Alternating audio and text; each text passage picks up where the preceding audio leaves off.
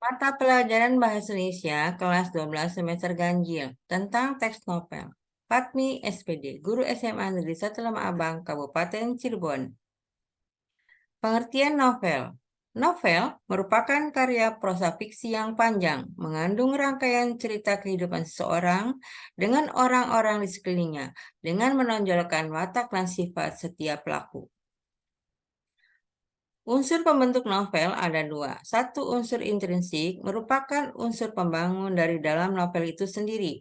Dua, unsur ekstrinsik merupakan unsur pembangun novel dari luar. Unsur ekstrinsik ada 7. 1. Tema, 2. Tokoh, 3. Alur atau plot, 4. Latar, 5. Sudut pandang, 6. Gaya bahasa, dan yang ketujuh, amanat.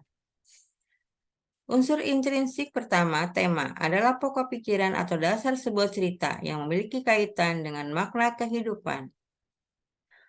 Unsur yang kedua, tokoh adalah para pelaku yang terdapat di dalam cerita. Tokoh berdasarkan segi peranan atau tingkat pentingnya tokoh dalam cerita terbagi menjadi dua. Satu, tokoh utama atau tokoh sentral, yaitu tokoh yang sangat penting perannya dalam cerita. Dua, tokoh tambahan atau tokoh yang tidak selalu diceritakan tetapi memiliki hubungan dengan tokoh utama. Tiga, alur atau plot adalah rangkaian peristiwa dalam cerita yang disusun berdasarkan kausalitas. 4.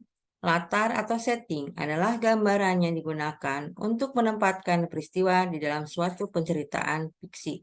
Latar ada 3, waktu, tempat, dan suasana.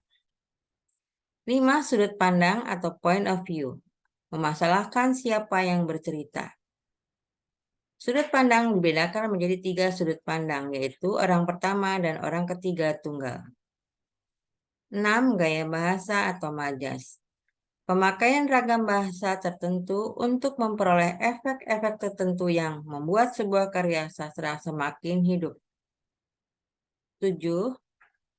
Amanat adalah gagasan atau pesan yang ingin disampaikan seorang pengarang kepada pembaca atau pendengar. Struktur novel ada 6. 1. Abstrak, 2. Orientasi, 3. Komplikasi, 4. Evaluasi, 5. Resolusi, dan yang ke-6 koda. 1. Abstrak merupakan ringkasan isi cerita yang terdapat di bagian awal novel, sifatnya opsional.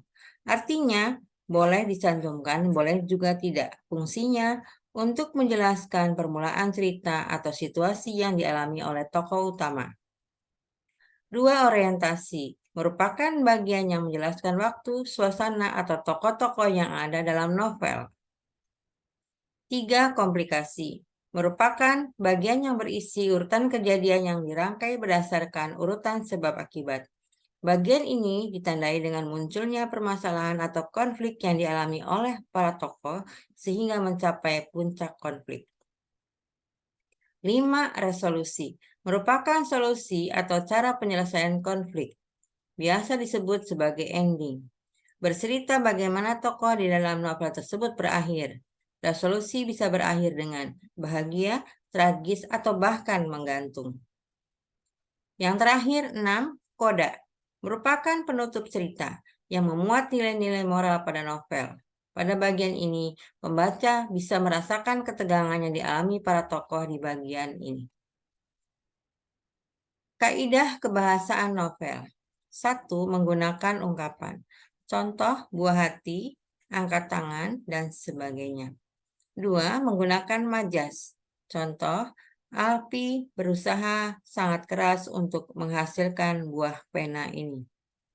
3. Menggunakan peribahasa. Contoh, berat sama dipikul, ringan sama dijinjing. Berikut contoh-contoh novel. 1. Novel Dilan. 2. Ayat-ayat cinta. 3. Perahu kertas, dan masih banyak contoh yang lainnya. Sekian penjelasan materi teks novel. Fatmi SPD, Guru SMA Negeri 1 Lema Abang. Semoga bermanfaat. Terima kasih.